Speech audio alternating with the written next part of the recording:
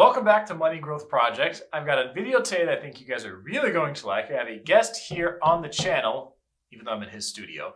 We're still on this channel. Tyus, go introduce yourself. Hi, I'm Tyus. I'm a YouTuber as well as I do a bunch of other weird stuff, and so glad to be here. So guys, there'll be a link down below. You guys can go check out Tyus's channel. And he talks about living a more free life. And one of the things that he does to help himself live a more free life is come up with different ways to make income, particularly passive income. So what we're talking about today is Airbnb, because Tyus has an Airbnb here in the Las Vegas area. So I've got some questions here that I have prepared to just go through with him and share with you guys how you can make money doing this. So because some people might seem like it's really challenging, but once you get in there and start doing it and you start making some money from it, it can be worth the effort, wouldn't you say? Oh yeah, of course. So let's start with the first question that most people probably want to know. How much do you make? In yearly for everything, or are we just talking about just the Airbnb? The Airbnb. The Airbnb. It makes around $100 a day is what it pulls in, and the reason I have to be vague like that and say up around $100 a day is because there are things where, let's say more than two people are staying, well, then I charge a fee for each additional person. So the same day could have a slightly higher fee. Mm-hmm. So it could, or another thing that happens is my pricing is based off of activity that happens in Vegas. Right. So as things are more popular and when it's popping, then the prices are higher. Right. And when it's not, when it's mid-COVID and nobody's booking anything, Yeah. then prices are lower. So it can be, I think the lowest it's ever been has probably been in the 60s, $60-ish, and the highest is probably around 300, somewhere in that range. Jeez, like New Year's Eve or something? Yeah, New Year's is good. Well, I raised the prices for those certain days, right? But yeah, it'll also be like, oh, we're bringing 6 people in, and we want to do an early check-in, which I'll charge you a little extra for, and stuff like that. Because so Tyus's unit, what he has is a converted garage. So probably should say that in the beginning. So we're not talking about renting a separate house. We're just talking about a garage, or some people like to rent a room in their home. So basically you can use, if you're living in a home already, you can use what you already have available and convert that into a cash flowing asset. So we're talking about a converted garage he has. And so that brings you, we're talking generally about an extra $3,000 a month. So yeah, it's more than my mortgage. It pays for all utilities in the house. I live for free there, and I never see the guests. Geez, so really, if your cost of living was kept pretty low, that could just be your only source of income. Oh yeah, you could do that. Mm-hmm. I like to make I like to make more than $36,000 a year. But it's possible. I think that still puts, in a worldwide level, that still puts you in the top 1% in the world. Worldwide, yeah. Not in America, but right, exactly. So now, when did you start your Airbnb? 2 years ago. Okay, a little over 2 years ago. Because the next question I wanted to ask was something that a lot of people may, think it's too late, because Airbnb's been around, I think, since 2009. So, at this point, would you think it's a little late in the game or too late to be starting Airbnb? No, I've actually considered creating more. So I don't think it's too late. I think if somebody's willing to put in the effort that the challenge offers, then it's easy. So the problem with starting an Airbnb, just to be fully transparent with it, is that there's really 2 ways to go about it. One way is you go as easy as physically possible on yourself at the beginning, where I've got this extra room. I'm just gonna make it available to people. The problem with that is that you end up doing everything. Yeah. You end up managing it and cleaning it, and you don't really know what you're doing. And so you end up kind of creating a job for yourself versus the other way of going about it, where you create a system for everything. And when you do that, everything ends up running really smooth later, but the upfront effort is tremendous. And so I'd be willing to do that upfront effort for the passive side of it, but I would never be willing to make myself an employee to the system. Yeah, you don't want to buy yourself a job, basically. Yes. Okay. Yeah. So if you had to lay out, probably the 3 most important things when it comes to, making money through Airbnb, having success with Airbnb, what would you, if you could narrow all the things we'll have to think about, what would you say? So first off, I would say is controlling the customer experience. Okay. And so what that looks like is, if you go to Disneyland, they're masters of you get in line and every element, it's enjoyable, but it's Right. all very deliberately constructed, Right. right? And so when I was designing the place, I'm looking at it going, you know what? If I put a rod here where they can hang towels, Yeah. somebody's going to grab that and pull it straight off the wall, right? So okay, I need to make sure that my towel rack can hold 300 pounds. Which Jeez. why would that exist? Mhm. But I'm just trying to prevent any potential failure point. When they book it, it automatically sends them, hey, here's the expectations, here's the rules, here's where you'll find the remotes, and here's how to use a light switch. Like, it's that level of detail. It literally tells them how to use a light switch. Uh-huh. And on top of that, if they don't want to read, because some people won't read, and it has pretty pictures and it's all beautifully laid out, but if they don't want to read, I've got a video that gets sent to them too. Mhm. So they can watch me explain how to use a light switch. And everything else that is included. Like, here's where pillows will go, and here's where the trash goes. So first thing is, I would say control the user experience. It's better for them, but it's way better for you because Right. it's going to reduce variability, and that kind of stuff can kill you. Yeah. The second thing I would say is that your business is make or break, not off your existing customer, but off your next customer. And so it all comes down to how well you're going to, how good your reviews are. Like, all the user experience that you get means how much more people are going to book you in the future. So Okay. having good photos of your place matters a lot. Shoot it with a wide angle lens because it will look bigger. I know that seems crazy, but that works. Mhm. But make it beautiful. And then it's much more important to get a 5-star review than it is to get an extra $50 from a customer. Right. And so I've made mistakes along the way. And there was early on, there was a day where I didn't think anybody was coming in, and because of that, I didn't have the place cleaned up. And so they arrived, and I was just like, oh my gosh, it is not ready for you. I am so sorry. I'm happy to turn this over for you. I'll get it all done, but it's going to take me an hour. And on top of that, whatever you want, I'll take care of. Like, you want some free show tickets? I'll get them for you. Yeah. Like, whatever you want. And they ended up saying, we want to stay for free. And I went, absolutely. And so most people would be like, that's insane. You gave them the product for, like, they came into a liquor store and you're like, here's the liquor for free. Yeah. However, a 5-star review or no review at all is more important than a negative review. A negative review will destroy you. Also, because it changes your listings. There's a thing called being a superhost. Right. And a superhost gets preferential treatment, not only from Airbnb, but within the search algorithm and everything else. And so that really, really matters. And getting that nailed in, where realizing how to solicit a positive response has been important. If you want me to give it away, I'm happy to tell people how to do it. Go for it. The way to get a positive review on Airbnb is not to ask for it, which is, I tried doing that, but it feels very solicitive.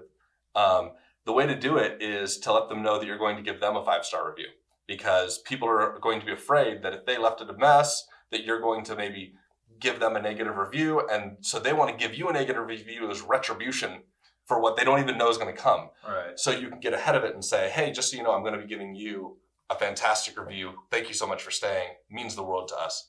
And that seems to be the tipping point for them giving you a positive review. Yeah. Okay. And your question had a third part. It was 3 things, right? The third most important one's easy. The third most important one is to automate everything. Okay. Yeah. Again, it comes back to, don't be a slave to don't fall into the situation where you've created a job for yourself. So I automate everything. The lock programs itself, the people that come in and clean it, Right. They have access to all that. Everything is done by itself so that I'm not employed by it. Okay, cool. Now, let's talk about some of the things you've done to try to increase your revenue.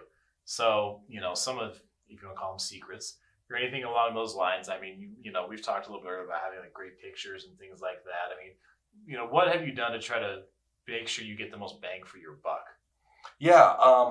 So counterintuitively, most people are overpriced, and it seems counterintuitive. You'd think, well, if I raise my prices up high enough, I'm going to reduce my bookings, but every booking I get is going to be more profitable. Right.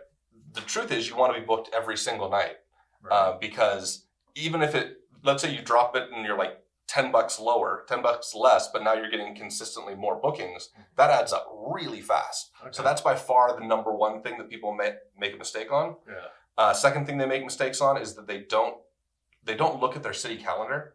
The city calendar will show you what events are taking place, which is going to change the amount of traffic that comes to town. And as the traffic is higher, your prices should increase with that. Yeah. And then the third thing within that is that you can change your price point based off of various things they might need. Like they might want a late checkout or an early check-in. They may want to have significantly more guests. All of those things can be minor upcharges. And while they're small, over a year, they really add up. That's a good point. Yeah. So we've talked about some of the ways you make money, some of the little secrets you do to make money, how to make the process easier. What are some of the cons? What are some of the biggest headaches and biggest problems with being an Airbnb owner and renting this out to people? Yeah. So you don't know what to expect.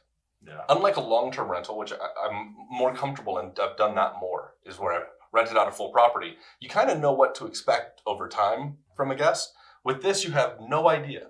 The next guest might come in and rip the door off of its frame, which has happened.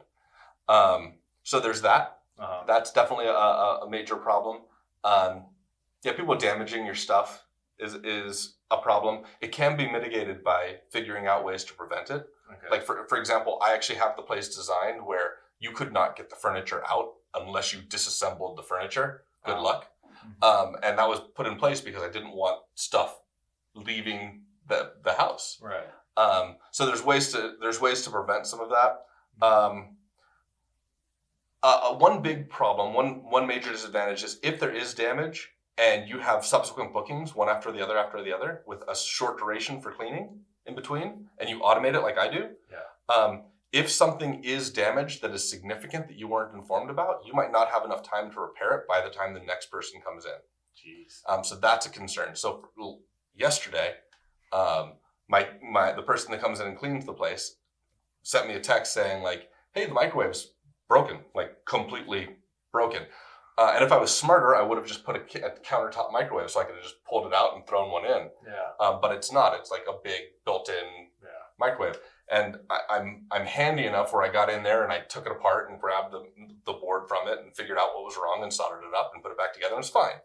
Uh-huh. But I had a 15-minute window in my day to get that done. And if it hadn't worked, I would have had to say to the next guest, like, "Hey, I'm sorry, it has no microwave, or I'll bring one in, but now you got a broken microwave and a working." It's not a great experience, right? Right. So that's kind of a drawback. That kind of the unexpected can occur, and especially when you're trying to do this so you're financially free, there is that little burden of ultimately you're in charge. This is your asset, Right. and so you still have to take care of the craziness. Doesn't Airbnb have this thing called like a host guarantee or something where won't they cover you up to a certain amount of damage? Yeah. So I've never used it. Okay, that was something like, I forgot what the number was. I don't know. I've seen this host guarantee to try to help protect people who are renting their properties out. Well, yeah, and you can put a security deposit down when they come in. So they generally have like a deposit on hand. I've never used it. I've had people break stuff and I've just fixed it because I look at it as operating expenses. Right. And I don't want the review is worth a lot more to me than if I reached out to them and I was like, "You really messed this up, and like now I need to charge you whatever $100 to fix this thing." Right. Like, well, now they're gonna have a pretty bad that alone will destroy their experience. Yeah. So a lot of times I just chalk it up to if this was happening every day, I've got a problem in the process I put in place. I haven't built the system correctly. Mm-hmm. So I take ownership if it's happening regularly. If it's happening irregularly, then it becomes an operating expense. I've had a person that like said, "Hey, we messed up the blanket. Like I think they spilled wine on it or something." Uh-huh. And they're just like, "We'll pay you for another one." It was nothing. So like I think I took them up on them paying me for it because I ordered one. I showed them how much it cost. But outside of that, I've never really gone to any extreme like that. I have insurance in case something tremendous were to happen. Yeah. Fire, flood, that kind of thing. Uh-huh. Again, hasn't happened, but it's there in place so that I can sleep easy. At this point, I mean, do you have plans to keep expanding your Airbnb business? Well, in Vegas, we actually did a different video on some of the legal stuff Right. on the channel. So if we want to pimp that out, we can do it right now. Yeah. With the link below, back to my other channel, my Jacob's Life in Vegas channel, you can check that. All the laws in Vegas. Yeah. So one of those laws happens to be that I'm under is that I have to live in the house that my Airbnb is at. Yeah. And because of that, I'm a little constricted as far as expanding outward. And it's harder to create a system the farther you are away from it. Yeah. So I have considered creating a course or a program for other people to model. So that you go, okay, here's how you can automate all this. Here's how you can automate all this. Yeah. If you want to learn all that, I've considered doing that as a way of making some additional passive income. But I haven't considered like buying up property specifically to do that. When I buy a property, I'm generally doing long-term rentals on it because it's easier. It's less revenue, but it's easier to do. If I were to expand it outward, there's another potential part of my house that I could convert over. Right. And so I could have 2 units in my single property. And so there is the potential of me expanding it. I haven't pulled the trigger on it. But so when you talk about the automation portion of it for the business and making it easier, I mean, what are some of the things you automate? I saw the video with Andre where you talk about your lock system. Yeah. The cleaning system. I mean, but even like the booking. I mean, it sounds like you have this thing about as automated as it could possibly be. I wish I could do more. I wish I could just like Roomba, like go do what you do. So the lock. I didn't mention the name of it, and I know Andre got a lot of questions. But there's a piece of software called Arboy, and if you have a home hub and a lock that is wireless, it will go online, go to Airbnb or VRBO or whatever site you're using, pull the person's phone number and program their last phone number in, and then remove that from the lock. That way they can't enter the house at a later point or come in too early. So that's how the lock is automated. The cleaning is really simple. You can make people kind of a co-host or an assistant. They can access your account. So I can give the cleaning people access to that. They can see what's going on. They know when people are booked, when they're not booked. They clean it accordingly. And they know what hours people are going to be checking in. So that's pretty simple to automate. Messaging is another factor that people are going to be sending messages all the time. Right. I personally like to get them away from using Airbnb's messaging system. And the reason I like to get them away from that is because Airbnb reads all that stuff. And I don't know if I'm a privacy nut or I just don't want, I don't know what it is. I just try and pull them away from that. However, I've got a system in place that looks for keywords. And so if somebody texts me any message but puts in driving distance, it has an automated reply that comes back and says like, here's the driving distance from here to the airport, from the strip to Old Las Vegas. If they type in something like battery or remote, it has some responses around that because there's a little battery charging station so they can charge the batteries for everything in the place. And then there's like emergency keywords where if it says flood, fire, gun, there's certain words where like those are said, like there is no automated response. It is a 911 issue to me, like not actual 911 call, but like it texts me at a high alert saying, hey, something's really wrong. You really have to look at this message. Yeah. Jeez. So I automate the messaging too. Okay. Then how did you even find like the cleaning company? Because I've seen these services like, Turnover B&B and some of these other ones that, will get quotes and stuff for your cleaning company.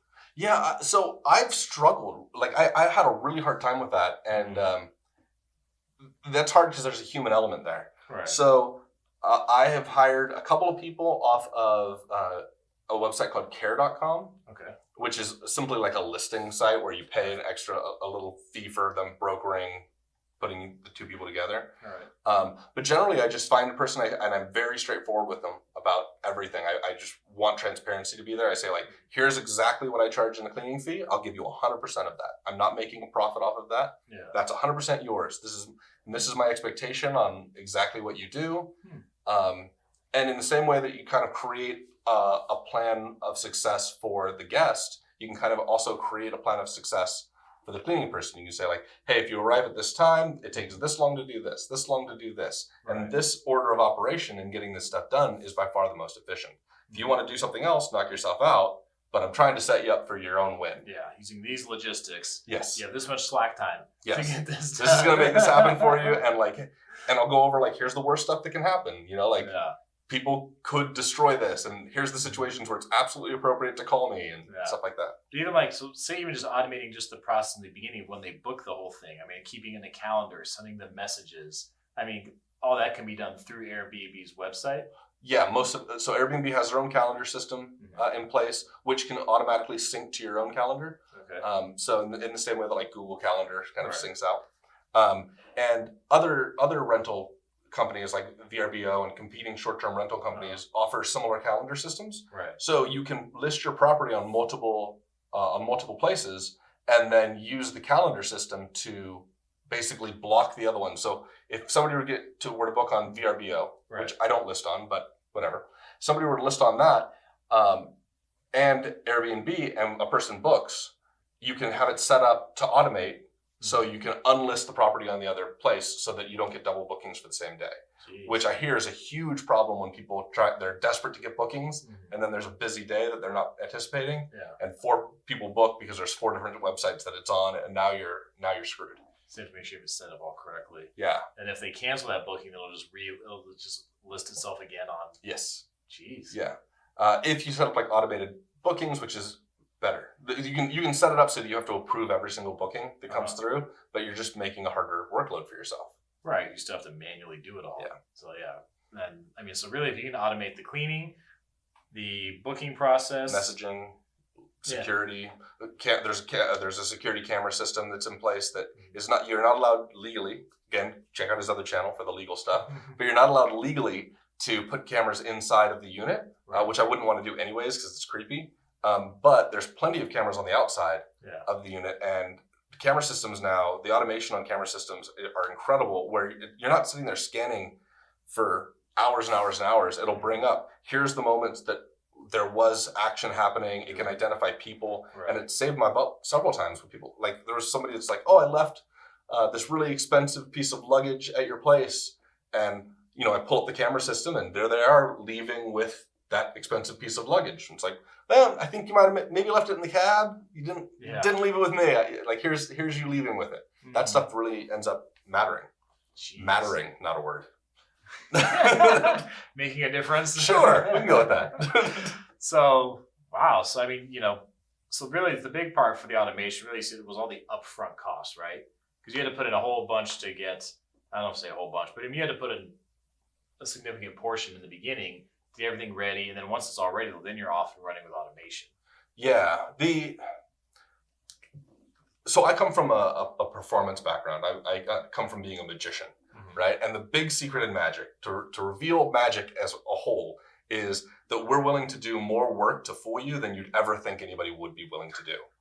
And that seems to be like the secret in life. Where if you're willing to put in more time, more effort than anybody else would ever think you'd be willing to do, success is inevitable. Yeah. And I feel like the people that struggle with this type of stuff think, all I'm going to do is the minimum possible to have the same results as somebody else. Right. And if Jordan was incredible, not because he put in the minimum to be Jordan, is because he put in way more than anybody thought he'd be willing to do. Yeah. And so I put in all that work up front, and it's really not the cost. The cost is minimal compared to the effort in researching and planning and strategy.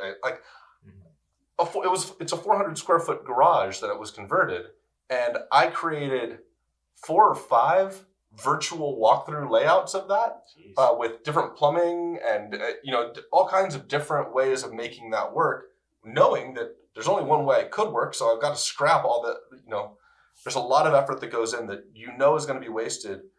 Figuring out how to automate a lock system seems like not a big deal. It isn't now for me, but to get there, it's a huge process to figure that out. So it's a lot of it is the upstairs stuff. And if you need help with that, you can reach out to me. I have no idea where you're going to reach out to me, but you can find me. He can find me. It'll be linked down below. There you go. Yeah. He knows how to find me, so you can find me. So, man, we covered a lot, man. That was pretty good. Yeah. So, I appreciate it. You sharing all the insights you have for a lot of people who want to make some extra money or, turn into a full-time income or whatever the case may be. I'm super passionate about people living the freest life possible for themselves. If that's something that you're interested in doing, then please reach out to me. If you want to do it through Airbnb, that's fine. But in any way possible, like I actually do legitimately want to help you if that's something that you're passionate about. So thank you for giving me a platform to share that. Oh, thanks for coming on, man. So, that's going to be it for this video, guys. I hope you learned a lot. I hope I was able to help you with this. I hope I was able to at least, give you some ideas and other ways you can make money, either secondary income or a full-time income, wherever the case may be. So, Tyus, thanks one more time. Pleasure. And that's going to be it for this video, guys. This is Money Growth Project, and I will see you in another one.